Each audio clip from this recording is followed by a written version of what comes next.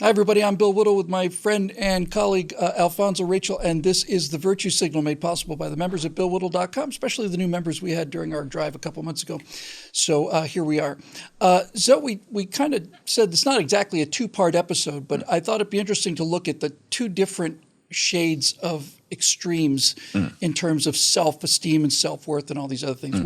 We just did a show on self-pity, which is the kind of lack of self-esteem and lack of confidence, lack of all these other things.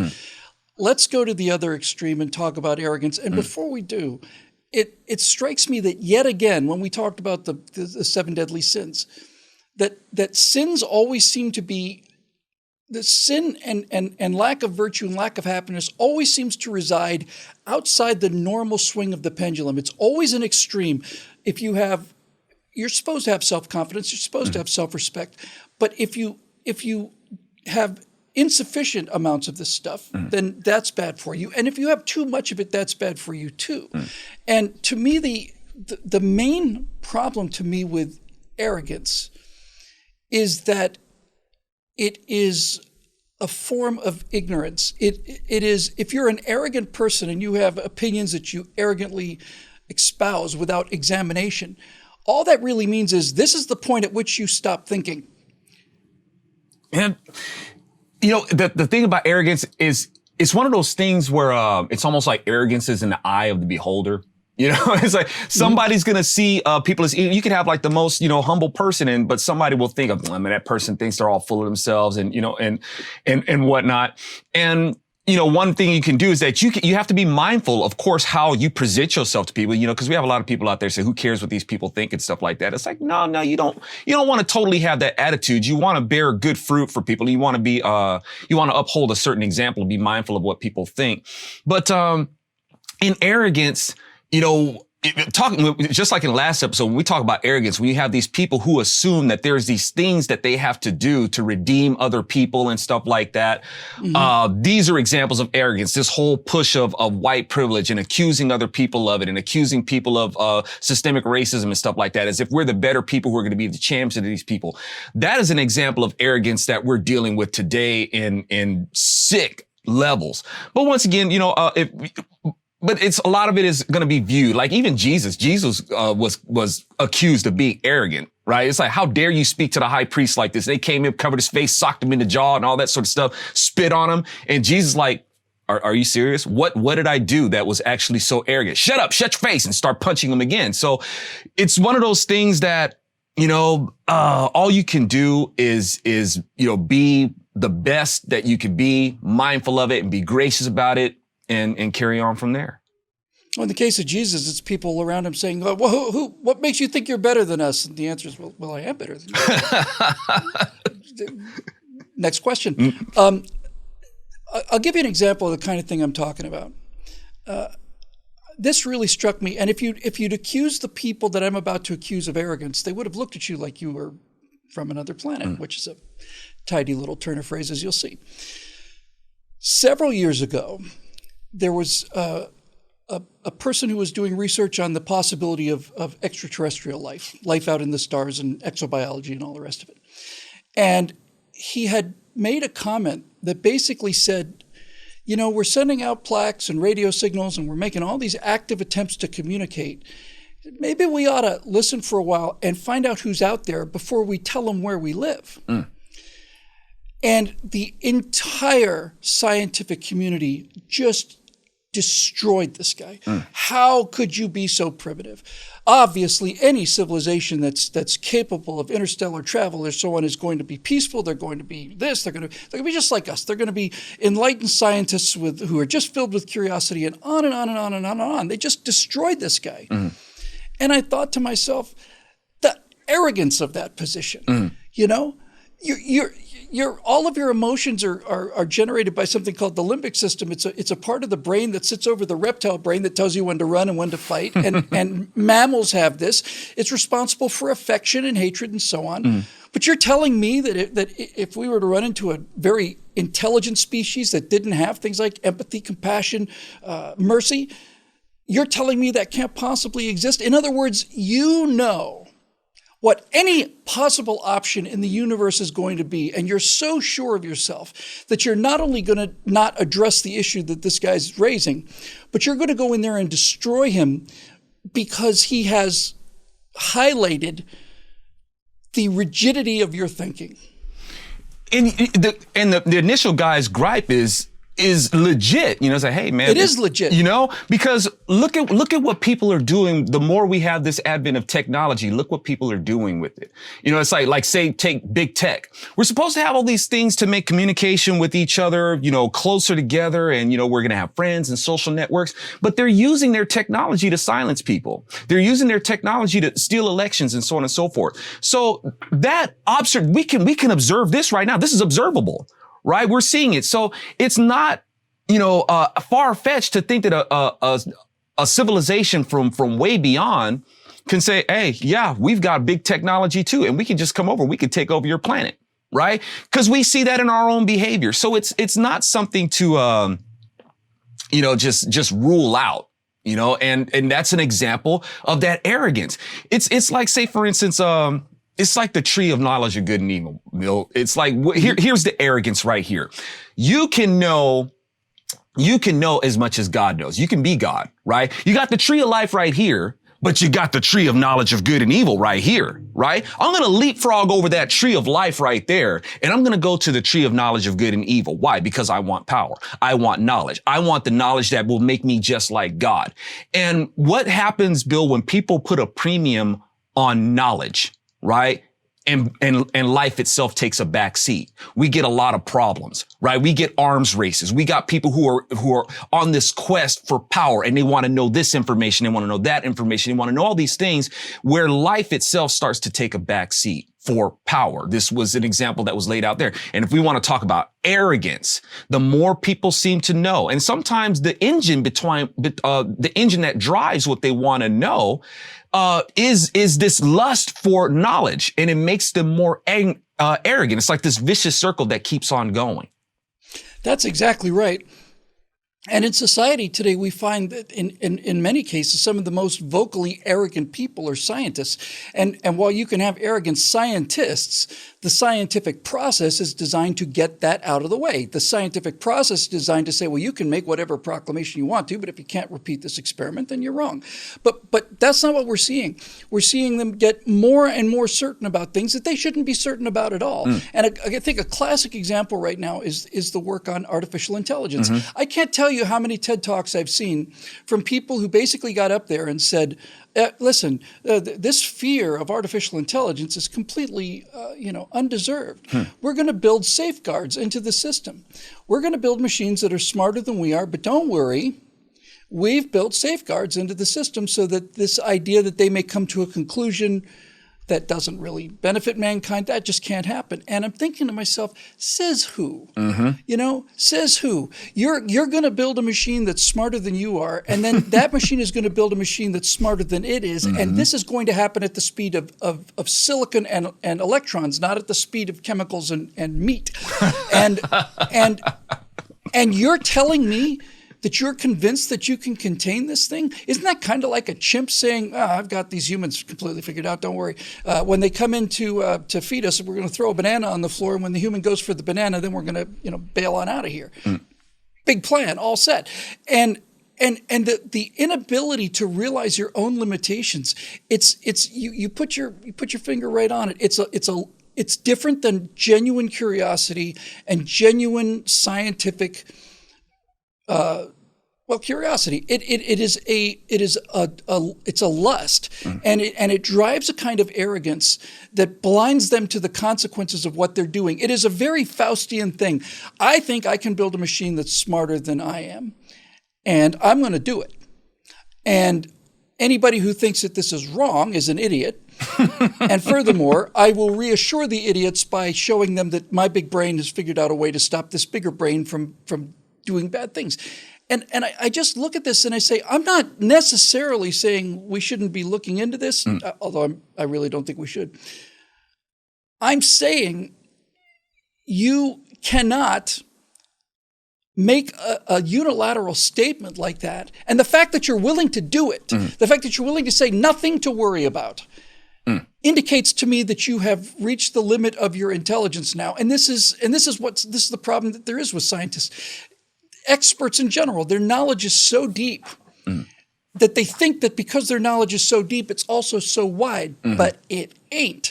And when people say things like, "Oh, well, Albert Einstein said if you want to, prepare for war, the idea of peace," blah blah blah blah blah. Here's Einstein speaking about pacifism, and my response to this is, "What the hell does Einstein know about politics or war? Nothing. He knows less than the guy who's running the gas station on the corner. He doesn't live in this world. He has no experience with this at all." But nevertheless, there's that arrogance of expertise. Indeed, man. And just like you said, with these people who are making the case for, artificial intelligence, once again, this is a monument, right? It's a monument of human innovation, right? And ingenuity. It's basically our modern day tower. Right, we're going to make a name. That's right. It's like, now that's what it is. Right? It's the tower. And now, why are you doing this? Well, because we can. And why are you doing this? Because we can prove that we can actually create something. Well, if you're proving that you're going to create something that is more intelligent than you are, or that you assume will be, well, then you're proving yourself that it takes a creator to do that, right? So, but you're going to design this thing. And you're going to make this a monument to human creation or your creation, and you're going to make a name for yourself. And the arrogance that comes out of that is when you have people in this community that feel that they are the paramount, they are the echelon of intelligence, and they can say that we can do this, or you question them and say, "Hey, man, is this biblically sound?" Even though I can point to reflections of the Bible, and it's like, no. The Bible is just stories. These things are myths. Well, I'm watching you play these same things out as if it's not a myth. These things are being revisited, and there's going to be consequences to these things. But the reason there is a lot of arrogance in the culture and a lot of people acting as if there's no consequences, because to be intellectual and to be a part of these communities, whether you're just wanting to get a degree in feminine, lesbian, interpretive dance studies, or whether you really want to get a degree in astrology. I got my degree. Right? Yeah. That's why. Is that why you got that call sign gay porn? but the thing is, when we have this is because of a culture that has been given over to assume that what the Word of God says is a myth, and that it's allegory, or that they're just stories. If they're just stories, then that means that all the consequences are just stories. There's no real, the consequences are not real if the Word of God is not real. That's why people can just go on doing what they're doing as if there's no consequences. This is the same thing the devil told Adam and Eve. "Oh, did God tell you that you'll die? Oh man, that's just a story. That's just allegory. It's a myth." Right? That's exactly what the devil told them. And the culture is more and more being given over to this. And that's why the culture behaves as if there's no consequences to what they do, or somebody else has to pay for what they feel like they're entitled to. And that's what Jesus ultimately had to come and do. I got to pay for all this, with my blood. With a credit card today. We'll pay it. We'll pay for it later. I kind of want to be clear on this, and I think that the artificial intelligence thing is an interesting example of this. I really do want to be clear on this, and I'll give you a specific example. There were scientists trying to design like an off-road rally racer, right? Something that goes like on the Baja races and just gets bounced around and stuff. And they were trying all these different designs for the chassis to keep it rigid and still relatively movable and flexible. And so what they did was they put these sensors all over one of these things and ran it for hours and hours and hours, recorded millions or billions of individual data points, fed it into an AI machine, artificial intelligence computer. And this thing ran something like 500,000 iterations of every single possible connection. And what it came out with was something that was very organic looking, with braces in weird places, looked like the inside of a bird's wing, and probably for the same reasons. And I look at this and I go, man, that's fantastic. That's just incredible. It's stronger, lighter. It's exactly what we want. Now, the question that I think people need to ask, and the arrogance of not asking this question is what concerns me, is if we posit this is true, and it is true, I saw it. It's not fiction. I saw it. I saw the design. Saw the final design. That's a good thing. But what happens when a machine can make everything better than a human? when your desire to build a new airplane is just to simply say, I want a new airplane and I want it to do this, and it's done. Or I want, it's not a question of me being insecure about humans not having anything left to do.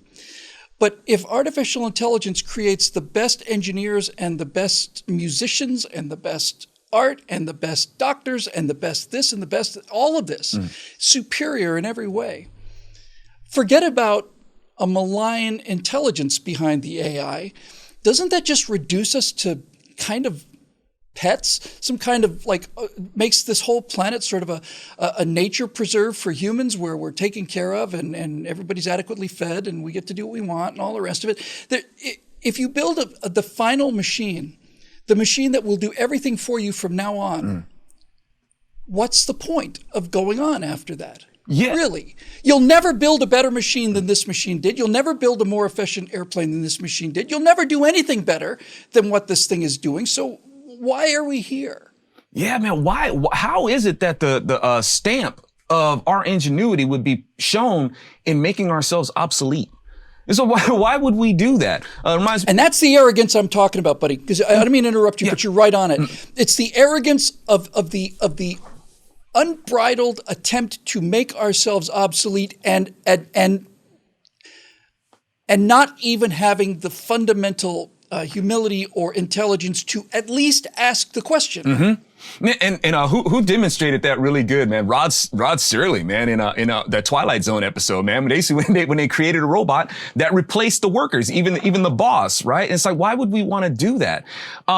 It makes no sense. But it's one of those things where, do people feel? Well, one of the reasons why people do it is because they feel like that they can create a better civilization. Right. We're going to make this robot, and the term robot itself, when we talk about robotics, the word itself means slave, right? That means worker. Yeah. Work or forced labor. When you break open the word, and it's like, but why is it that you want to make a slave that can outperform you?